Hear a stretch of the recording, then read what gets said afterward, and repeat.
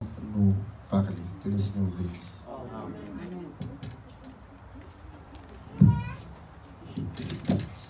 Amen. Je voudrais chanter un cantique. Si vous bien aimé de chanter ça. C'est un cantique que j'aime beaucoup. Je crois que hier à la conférence on a chanté ça. Quand je marche dans les sentiers de l'amour. Si on le chante ici, moi aussi on ne le chante pas ici. C'est chanté ici, non? Vous ne comprenez pas?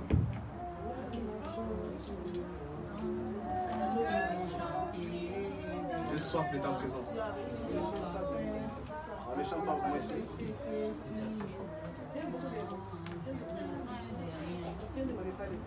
Ah bon?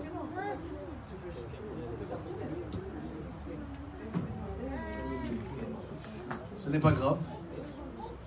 Nous allons lire quelques écritures dans ce cas. Prochainement. Nous n'avons plus assez de temps.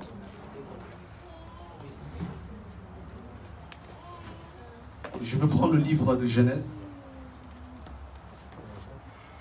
Genèse chapitre 5.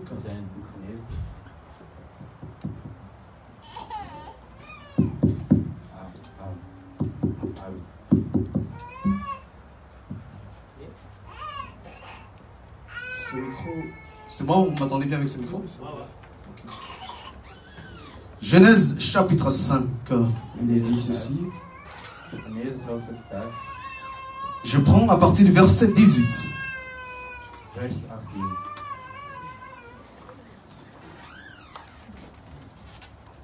Genèse chapitre 5, à partir du verset 18, j'ai lu au nom du Seigneur Jésus-Christ. Jéred, âgé de 162 ans, engendra Enoch. Jered was 162 jaar oud en toen zijn zoon Enoch werd geboren. Jéred vécut après la naissance d'Enoch 800 ans et il engendra des fils et des filles. Na diens geboorte leefde Jered nog 800 jaar en kreeg hij nog meer zonen en dochters. Tous les jours de Jéred fut de 962 ans, puis il mourut. Hij werd 962 jaar oud en toen stierf hij. Voilà, c'est ce qui m'intéresse. Verset 21. Vers 21. Enoch, âgé de 65 ans, engendra Methuselah.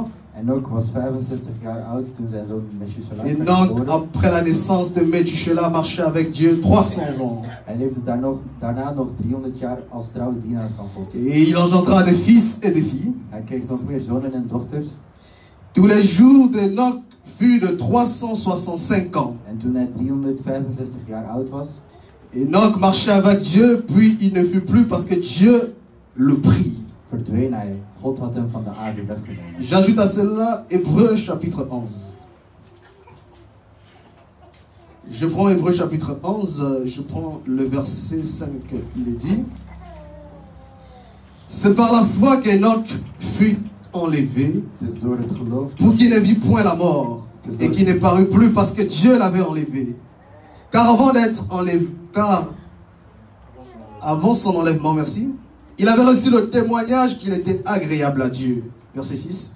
Or, sans la foi, il est impossible de lui être agréable, car il faut que celui qui s'approche de Dieu croit que Dieu existe et qu'il est le rémunérateur de tous ceux qui le cherchent. Que le Seigneur bénisse la lecture de sa parole. Nous pouvons nous mettre respectueusement et nous acclamons le Seigneur Jésus-Christ.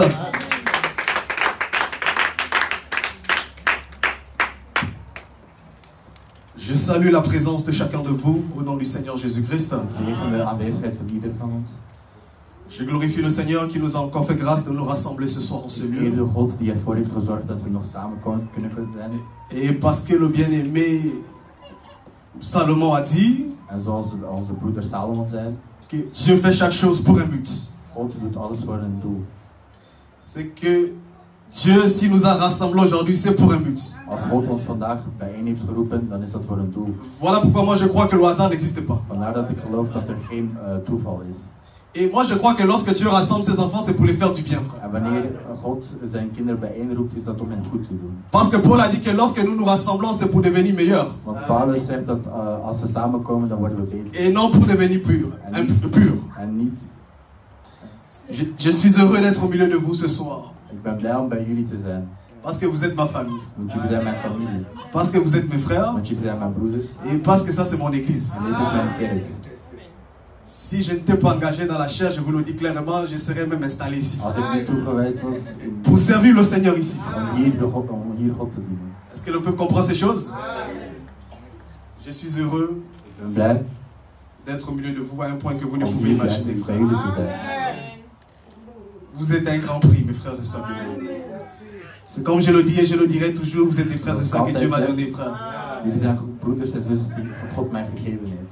Je suis heureux d'être toujours au pied de mon père, pasteur Philippe, Ik ben altijd blij om bij mijn pastor Philippe te parce que zijn. c'est quelqu'un qui est un modèle pour moi, frère. Want hij is iemand, een model voor Modèle mij. dans la conduite, Een model in het leven. c'est quelqu'un qui n'est pas hypocrite. En hij is niet hypocriet. Voilà pourquoi je l'aime beaucoup, frère. Vandaar dat ik van veel van hem hou. Voilà, nous sommes très heureux. We zijn heel blij. Et je me rappelle lorsqu'il est venu au Gabon nous prêcher la première fois, En ik herinner me toen hij in Gabon il était venu was juste nous gekomen, saluer. is hij alleen gekomen om Et ons quand hallo il te a fini de zeggen. prêcher, En toen hij klaar was met prediken, à cause de son amour et la vertu de son cœur, door zijn liefde, et tout le peuple l'ont dit, pasteur, tu dois revenir nous enseigner ici pendant une semaine. frère. heeft het volk gezegd, u moet terugkomen om ons te Et malgré le prediken. fait qu'il a prêché, les gens ne voulaient pas le laisser partir, frère. En ook al heeft hij gepredikt, de mensen wilden hem niet laten gaan. Parce que nous croyons Want wij geloven que c'est vraiment un homme de Dieu, frère. dat hij een dienaar van God is. Voilà, nous voulons parler sur quelque chose ce matin. Dus vandaag willen we het over iets hebben. Je ne veux pas être lent, Ik ga niet veel lang zijn. je vais juste apporter quelque chose qui pourra nous instruire. Dus ik ga alleen een klein ding bijbrengen. Déjà, nous remercions le Seigneur parce qu'hier nous avons passé des bons moments ensemble. Want ik dank de Heer al omdat we gisteren een mooi Autour moment d'un hebben sujet doorgebracht. qui sera toujours d'actualité, frère. Dat is een thema die heel actueel Le is. sujet du mariage sera toujours d'actualité, frère. Het thema van het Et les huwelijk zal questions altijd ne vont jamais actueel finir, zijn. frère. Parce que je veux aussi vous scandaliser ce matin. Want ik kan je ook Il scandaliseren. faut aussi comprendre pourquoi nous nous marions. Je moet ook weten waarom we Et trouwen. je vous dis que nous nous marions c'est à cause de la mort. En we trouwen Parce que la mort de est liée au mariage. dood is gelinkt aan de Le temps me manque, c'est écrit dans la Bible. Dieu a dit à la résurrection, Bij de nous herrijzing ne prenons plus de femmes et des hommes. nemen we geen vrouwen en Mais mannen. pourquoi? Parce que la mort est vaincue, frère. Maar waarom? Omdat de C'est que dood si nous nous overwint. marions, c'est parce qu'il faut que l'homme se multiplie, frère. Voilà pourquoi Dieu, sachant que la mort allait entrer dans Adam, Toen God wist il dat avait déjà de dood in Adam prophétisé kwam, que multipliez-vous, soyez féconds. had hij al gezegd, vermenigvuldig. Parce que si la mort est là, Want als de dood er is, frère, s'il n'y a pas le mariage, comment nous allons nous multiplier, frère? als er geen huwelijk is, C'est pourquoi dans l'éternité, vandaar nous n'allons plus prendre des femmes et des hommes, des maris, dat als de dood parce is, que là-bas, la mort ne va pas régner, frère. Est-ce que je me comprends? C'est un sujet qui sera toujours d'actualité, frère. een thema dat Il y a altijd beaucoup de choses actueel là-bas, zal mes zijn. frères et sœurs bien-aimés. Mais pour aujourd'hui, Maar voor vandaag, si on peut me donner le marqueur, je voudrais commencer avec une exhortation. Pour, comme je l'ai toujours dit, zoals ik altijd zeg, moi avant de commencer, voor ik begin, j'aime exhorter mes frères, j'aime embaumer mes frères et sœurs bien-aimés, frères. Pour que les gens comprennent l'importance de ces choses, l'importance de s'attacher à Dieu, frère. Parce qu'il y a beaucoup de choses maar er zijn veel dingen. que si aujourd'hui beaucoup n'arrivent pas à s'attacher fidèlement à Dieu, Als de mensen zich parce niet qu'il y a des trouw aan choses God que beaucoup ne kunnen comprennent pas, frère. houden, Mais si l'homme comprend ces choses, maar als iemand die dingen begrijpt, l'homme va s'attacher à Dieu, frère. dan gaat de persoon zich aan God hechten. Je veux prendre une écriture. Ik zal een vers nemen Je suis dans le livre de Matthieu. in Matthäus, Matthieu chapitre 10. Matthäus 10. Mais retenez que notre sujet, c'est les 300 ans de la marche d'Enoch avec Dieu. Ons thema is Pour ceux qui écrivent, je veux parler des 300 ans de la marche d'Enoch avec Dieu. Je pouvais tout simplement dire la marche d'Enoch avec Dieu, mais je mets les 300 ans, c'est parce qu'il y a la vie que nous voulons déceler dans ce chiffre. Parce que rien n'a été fait par hasard, frère. Tout ça, ce que Dieu a mis par écrit, ça doit nous instruire, frère. C'est que si Enoch a marché 300 ans, pourquoi? Qu'est-ce que ça y voit dans ma foi, frère? Il y a quelque chose qui doit nous enseigner là-bas. Est-ce que le peuple me suit? Mais certainement aujourd'hui je ne pourrai pas finir ça. Mais si Dieu me fait grâce, peut-être que la semaine prochaine ou si prochaine je reviendrai pour achever ça, frère. Parce que c'est ce que c'est que je ne pourrai pas tout dire aujourd'hui, frère. Matthieu chapitre 10. Matthäus 10, Je prends le verset 34. vers 34. Jésus dit ceci. Ne croyez pas que je sois venu apporter la paix sur la terre. Denk niet dat ik gekomen ben om Je ne suis pas venu apporter la paix mais l'épée. maar eerder een zwaard. Car je suis venu mettre la division entre l'homme et son père, Ik ben gekomen om verdeeldheid te brengen tussen entre la vader en fille et dochter, sa mère, tussen moeder en dochter, entre la belle-fille et sa belle-mère. tussen schoonmoeder en Verset schoonmoeder. 36. Et l'homme aura pour ennemi les gens de sa maison. Iemands ergste vijanden zullen zijn het huisgenoot. Je m'arrête ici, frère. Je voudrais instruire les bien-aimés aujourd'hui, frère. Parce que Jésus nous a enseigné. Want God, Jezus heeft Il ons a dit ceci aangeraden. dans cette parabole. Suivez-moi, mes frères. Il dit qu'en venant sur la terre, Toen hij op aarde kwam, Jésus dit qu'il n'est pas venu pour apporter la paix. hij is niet gekomen om vrede te brengen. Cela veut dire que Jésus aussi est censé apporter la paix. Est-ce que je me comprends? Mais dans sa première venue, Bij zijn eerste il dit komst, qu'il n'est pas venu pour apporter la paix. hij is niet gekomen om vrede te C'est brengen. qu'il y a un jour où le Seigneur reviendra pour apporter la paix sur la Dat wil terre physique zeggen comme ça. dat er een dag zal zijn dat hij dit komt Et brengen. ce serait pendant le règne des 1000 ans. Dat zal Dieu va apporter la paix sur la terre, frère. God. Mais ça, ce serait dans sa seconde venue. Le temps nous manque, je passe. Mais je prends juste une aperçu ici parce que je veux tirer une exhortation. Il dit il n'est pas venu pour apporter la paix sur la terre. Dus hij is niet gekomen om vrede te brengen. Mais un jour, il a rencontré les apôtres. Maar op een dag is hij bij de Il a apostelen rencontré les gekomen. disciples. Et il a dit, En hij zei tegen zijn apostelen, je vous donne ma paix. ik geef jullie mijn zwaard. Pas comme le monde vous la donne. Mais Jésus là-bas, tu as dit, tu n'es pas venu pour apporter la paix. Maar ze zeiden, Jezus is Mais gekomen om ici, vrede te il brengen. dit, je vous donne ma paix. Maar hij zegt, ik geef jullie mijn zwaard. C'est qu'il a apporté la paix. Dus dat zeggen dat Et il y a, je Jezus- vous donne la paix. Est-ce que je me comprends, frère? Dieu n'est pas venu pour apporter la paix sur la terre. Voilà pourquoi nous disons qu'aujourd'hui, Dus vandaag, qui bénéficie de la paix de Jésus? wie heeft de C'est à ce que Jésus a donné. van Jezus? C'est que la terre, toute la terre entière ne bénéficie pas de la paix. Iedereen zal niet voordeel halen uit de vrede. C'est pourquoi pour avoir la paix de Jésus, Waarom? il faut que Jésus te la donne, frère. Om de vrede te Et hebben, nous disons moet que je la vrede paix hebben. aujourd'hui n'est donnée que par l'évangile. Voilà pourquoi Paul a dit que attachez-vous à ce zèle que donne l'évangile de paix. Est-ce que je me comprends, mes frères et sœurs bien-aimés? Mais Jésus dit il n'est pas venu pour apporter la paix. Certes, la paix, la terre physique comme ça. Mais de quelle terre aussi dont il est question? Je vais prendre une écriture. Ésaïe va nous dire quelque chose. Ésaïe chapitre 24. Ésaïe chapitre 24, je prends le verset 20. Il est dit, 24 verset 20, la terre chancelle comme un homme ivre. Je m'arrête ici. Ici, Ésaïe compare la terre à un homme. C'est que selon les Écritures, la terre explique l'homme. Ce n'est pas moi qui le dis, frère. Parce que Dieu a comparé la terre à un homme. Cela veut dire que même la terre, que Jésus n'est pas venu pour apporter la paix, c'est l'homme, frère. Mais je vais m'expliquer, frère. Jésus dit, je ne suis pas venu apporter la paix, mais il est venu donner la paix. C'est très important, frère. Et lorsqu'il continue, il dit ceci, je suis venu pour apporter la paix. C'est que Jésus est venu pour apporter la paix. Et il dit, cette paix-là, c'est pour mettre la division entre l'homme et son père. Je m'arrête ici parce que le temps me manque, je prends seulement le père. Cela veut dire que pour que Jésus vienne te séparer de ton père, il faut l'épée. Est-ce que je me comprends? Cela veut dire que rien ne peut te séparer de ton père si ce n'est que l'épée de Jésus. Amen. Le bien-aimé Paul est venu, il a dit que la parole de Dieu est une épée. Je vais dire à quelqu'un que rien ne peut te séparer du monde si ce n'est que l'évangile de Jésus-Christ. Est-ce que le peuple comprend, frère? Amen. Le père, c'est le monde. Parce qu'autrefois, on dépendait du monde comme un père. Voilà. Est-ce que je me comprends? C'est-à-dire que pour manger, pour vivre, il fallait d'autres peut-être escroquer, magouiller, se prostituer. Ça, c'est l'instruction que le monde comme un père nous a donnée, frère. Est-ce que je me comprends? Mais lorsque la parole vient, qui est le Père de Jésus, la parole doit te séparer de ton père, frère. La parole doit te séparer du monde. C'est pourquoi un évangile qui ne te sépare pas du monde, il faut examiner ça. Il faut examiner quelle est cette paix que tu écoutes. Et Jésus ne s'arrête pas là. Il dit,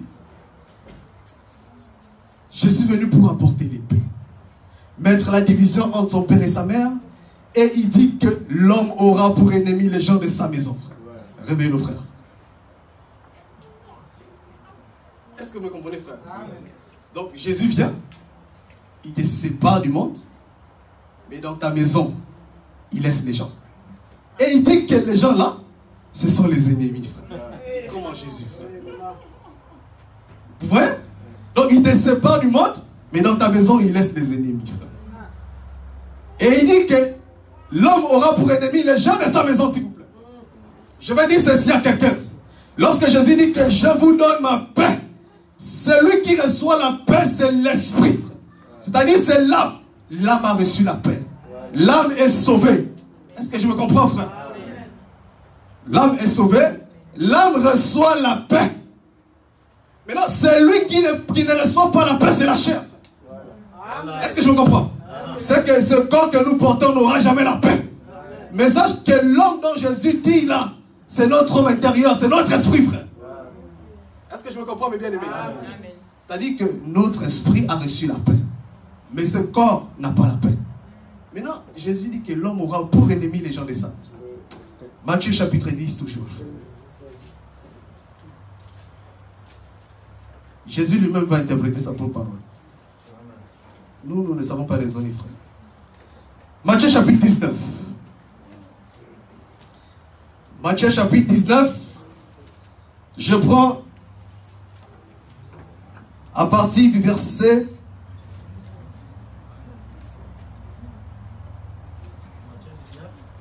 Matthieu chapitre... Voilà, excusez-moi. Voilà, Matthieu chapitre 12. Merci. Je prends le verset 43. Matthieu chapitre 12, verset 43. Il est dit ceci. Je lis. Matthieu chapitre 12, verset 43. Lorsque l'esprit impur est sorti d'un homme, retenez, il est question de qui? Un homme, hein? Nous poursuivons. Il va par des lieux arides cherchant du repos et il n'en trouve point. Verset 43. Alors il dit, je retournerai dans ma maison d'où je suis sorti. C'est que la maison, c'est qui? C'est l'homme, non? Cela veut dire que lorsque Jésus disait que l'homme aura pour ennemi les gens de sa maison, c'est-à-dire c'est son propre corps. C'est-à-dire c'est ta chair, ta fille. Maintenant, Jésus il a laissé les ennemis dans ta maison. Cela veut dire que les ennemis que Jésus a laissés dans ta maison, c'est le désir de la chair. Est-ce que je me comprends, frère? En réalité, Jésus voulait simplement dire, l'homme aura pour ennemi le désir de sa propre chair. Est-ce que je me comprends? Non, toi ne cherche pas les ennemis sorciers comme ça là. Hein? Je te dis que tu peux vivre dans la maison, tu es avec ta famille, tes frères et soeurs, mais il y a la paix. Mais il y a la paix. Maintenant, cette écriture là, ça sert à quoi? Parce que tu dois vivre les ennemis physiques. Mais je vous dis que les ennemis là, c'est dans ta maison. Est-ce que je me comprends, frère? Voilà pourquoi même quand tu vois les comportements de certaines personnes, oh frère, faut pas le frère là, il ne me connaît pas. Pas plus 50, il ne me connaît pas. Quand j'étais, frère. Quand j'étais. Automatiquement, nous comprenons que ça, c'est le comportement des gens de sa maison.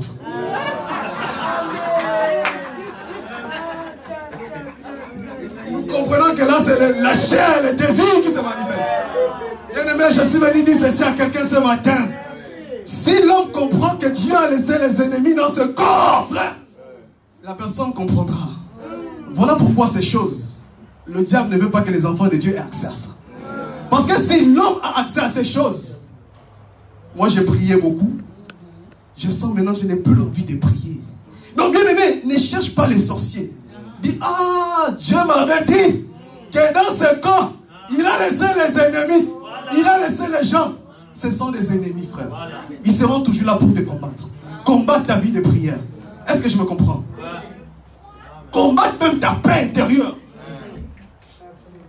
Voilà pourquoi je dis qu'il n'y aura jamais une prière qui va supprimer les désirs de la chair. Ce serait toujours là. Oh, pasteur, prie pour moi que vraiment Dieu supprime les désirs de la chair. Frère, dans ce cas, on va te dire très respectueusement, va chercher un autre corps. Donc, cherche un autre corps que tu vas porter. Parce qu'à ce moment, nous, on ne peut pas prier ça. On va prier comment? Est-ce que je me comprends? Pour dire ceci, mes frères et sœurs bien-aimés, Jésus est venu, il a dit ceci. Il dit, faites du bien à vos ennemis. C'est ça, non? Bénissez-les.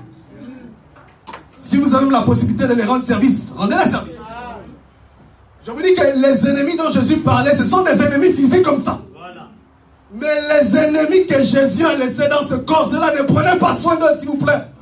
Voilà pourquoi lorsque Paul vient, il dit, n'ayez point soin de la chair, pour satisfaire les passions, pour satisfaire les convoitises. Parce que lorsque tu satisfais les passions, tu les nourris. Tu prends soin d'eux. Il ne faut pas prendre soin des gens de ta maison. Lorsque tu vois les gens de ta maison se manifestent, c'est des ennemis, frère. Ils ne vont jamais te laisser en paix. Les désirs de la chair vont toujours te combattre, frère. Parce que c'est les ennemis que Jésus a laissés dans ce corps. Est-ce que le peuple comprend comme ça? Est-ce que le peuple comprend comme ça? C'est des choses que l'homme doit comprendre. Si l'homme ne comprend pas ces choses, lorsque quelque chose surgit dans ta vie, toi tu vas commencer à chercher les grands-pères. Tu vas chercher le sorcier de la maison. Mais tu ne sais pas que Jésus lui-même a déjà dit, attention, je suis venu te séparer du monde, oui, mais j'ai laissé les ennemis dans ton corps. J'ai laissé les ennemis. Si Jésus a laissé ça, c'est parce qu'il sait que quelque part, il nous a donné le pouvoir et la capacité de les vaincre. Pierre est venu, il a dit, je vous exhorte comme des pèlerins à vous abstenir des convoitises charnelles qui fait la guerre à l'âme. Est-ce que je me comprends? C'est que si les convoitises charnelles font la guerre à notre âme, c'est que les convoitises de la chair, ce sont des ennemis pour notre âme. Cela veut dire qu'ils combattent notre homme intérieur. Est-ce que je me comprends? Amen. Donc quand Jésus disait, l'homme aura pour ennemi les gens de sa maison, c'est-à-dire les désirs de sa propre chair. Est-ce que je me comprends? C'est que dans ce corps, Dieu a laissé des désirs, il a laissé des gens. Et ce sont des ennemis, frère. Ce sont des ennemis, frère. Voilà pourquoi l'homme doit comprendre ces choses. Lorsque tu sens que la vie de la parole, tu sens même le dégoût. Tu sens que tu n'as plus envie de venir au rassemblement. Tu ne veux plus écouter la parole, frère. Il faut t'examiner, frère. Est-ce que ce ne sont pas les gens de ta maison qui te combattent? Est-ce que ce ne sont pas les gens de ta maison? Oui, ce sont eux, parce que c'est des ennemis. C'est des ennemis. Ils ne feront jamais du bien de toi, frère. Est-ce que je me comprends bien, aimé? Ça, c'était juste pour vous embaumer, frère. Acclamons le Seigneur Jésus-Christ.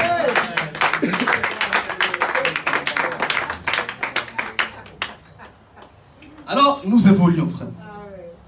Nous parlons sur la marche d'Enoch avec Dieu. J'aime ces choses, frère. Il y a beaucoup d'aspects ici, frère. La Bible nous dit que Enoch marchait avec Dieu. Enoch, âgé de 65 ans, engendra Méthusélah. Enoch, après la naissance de Méthusélah, marchait avec Dieu 300 ans et il engendra des fils et des filles. Retenez.